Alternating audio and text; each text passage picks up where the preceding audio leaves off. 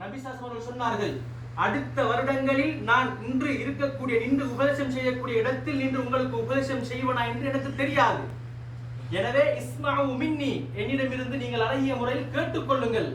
நான் தற்பொழுது சொல்லப் போகின்ற முக்கியமான விடயங்களை நீங்கள் ஞாபகப்படுத்திக் கொள்ளுங்கள், உங்களுடைய வாழ்வில் நடைமுறைப்படுத்துங்கள், நிச்சயமாக நீங்கள் சொர்க்கம் நுழைவீர்கள் என்று கண்மணி நாயகம் ஸல்லல்லாஹு அலைஹி வஸல்லம் சொன்னார்கள். அந்த அடிப்படையிலே கண்ணியத்துக்குரிய மேலானவர்களே, நபி ஸல்லல்லாஹு அலைஹி வஸல்லம் அவர்கள் முதலாவதாக சொன்ன விடயம் என்ன தெரியுமா? மனித உரிமைகள். இன்ன திமாஅக்கும் வ அம்வாலக்கும் வ அஅராலக்கும் ஹராமுன் அலைக்கும் கஹுர்மதி யௌமிக்கும் ஹாதா ஃபீ ஷஹ்ரிக்கும் ஹாதா ஃபீ பலதிக்கும் ஹாதா. உங்களுடைய உயிர்கள், உங்களுடைய பொருட்கள், உங்களுடைய மான மரியாதை அனைத்தும் கண்ணியமானது. எவ்வாறு? இந்த மக்காவுடைய பூமி எவ்வளவு அல்லாஹ்விடத்தில் கண்ணியமானதோ, இந்த துல்ஹிஜ்ஜாவுடைய மாதம் எவ்வளவு கண்ணியமானதோ, இன்றைய நாள் அரஃபாவுடைய நாள் எவ்வளவு கண்ணியமானதோ, இதே போன்றுதான் இந்த மேற்கூறிய அனைத்து விடயங்களும், உயிர், பொருட்கள், மானம், இவைகள் கண்ணியமானது.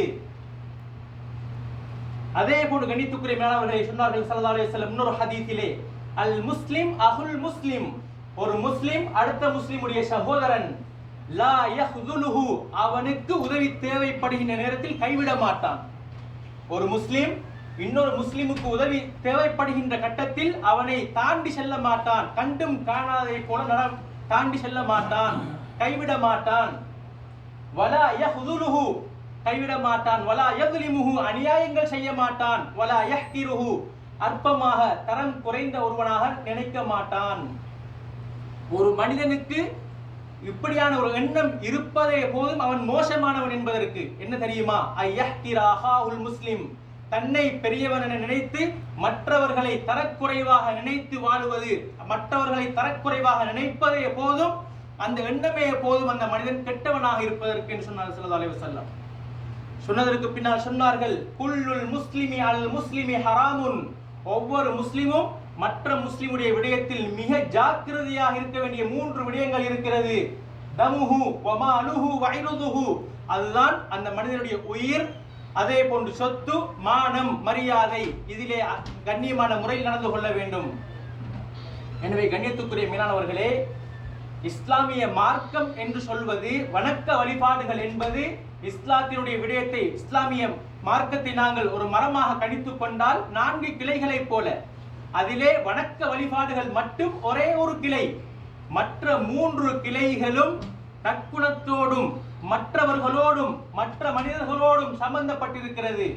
எனவே கண்ணியத்துக்குரிய மேலானவர்களே, ஹதீஸுடைய கிதாபுகளை புரட்டி பார்க்கலாம், அதே போன்று ஃபிக்ஹுடைய கிதாபுகளை புரட்டி பார்க்கலாம். கிதாபுல் இபாதா என்று சொல்லக்கூடிய பகுதி வெறுமனே ஒரே ஒரு பகுதி மட்டும்தான், அந்த புத்தகத்தினுடைய 4இல் ஒரு பகுதியாகத்தான் இருக்கும் வணக்க வழிபாடுகள் சம்பந்தமாக.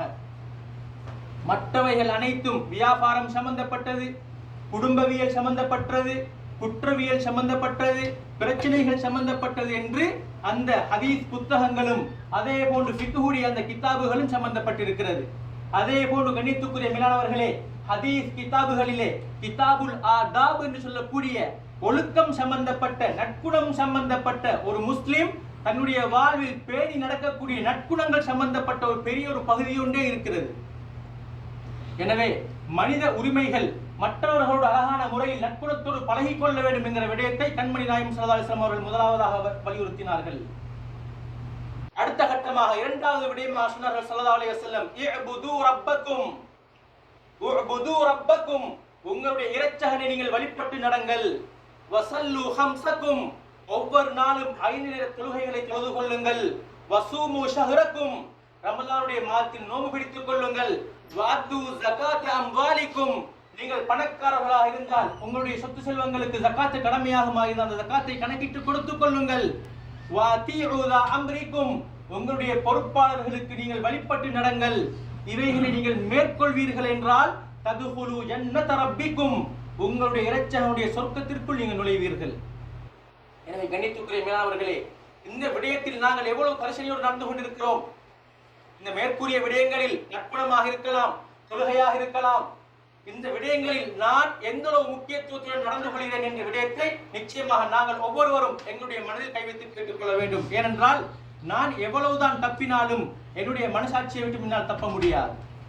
அதே போன்று கணித்துக்குரிய மேலாளர்களை கண்மணி நாயகம் ஸல்லல்லாஹு அலைஹி வஸல்லம் அவர்கள் சொன்னார்கள், வட்டியுடைய விடயத்தில் நீங்கள் ஜாக்கிரதையாக இருந்து கொள்ளுங்கள். வட்டி என்பது கூடாது. வட்டி என்பது அல்லாஹ்வுடன் போர் புரிவதற்கு சமம். ஏனென்று சொன்னால், ஒரு மனிதன் உங்களிடம் கடன் எடுக்கிறார் என்று சொன்னால், 1000 ரூபாய் கடன் எடுத்தால் அவர் தர வேண்டியது உங்களுக்கு 1000 ரூபாய் தான். அதற்கு மேலதிகமாக அவர் உங்களுக்கு தர வேண்டிய அவசியம் கிடையாது. ஏன் அவ்வாறு நீங்கள் மேலதிகமாக எடுப்பீர்கள் என்று சொன்னால் அது வட்டி. வட்டி நீங்கள் எந்த விதமான உங்களுடைய முயற்சியும் இல்லாமல் ஒரு மனிதனிடமிருந்து அநியாயமான முறையில் அவருடைய பொருளாதாரத்தை நீங்கள் சுரண்டுகிறீர்கள். எனவே வட்டியை நீங்கள் விட்டு விடுங்கள். கண்ணியத்துக்குரிய மேலானவர்களே, அல்லாஹ் தஆலாவுடைய அனைத்து கடமைகளையும் நான் விடுவேனாக இருந்தால், இந்த இடத்திலே வட்டிக்கு மட்டும் வந்திருக்கிறது.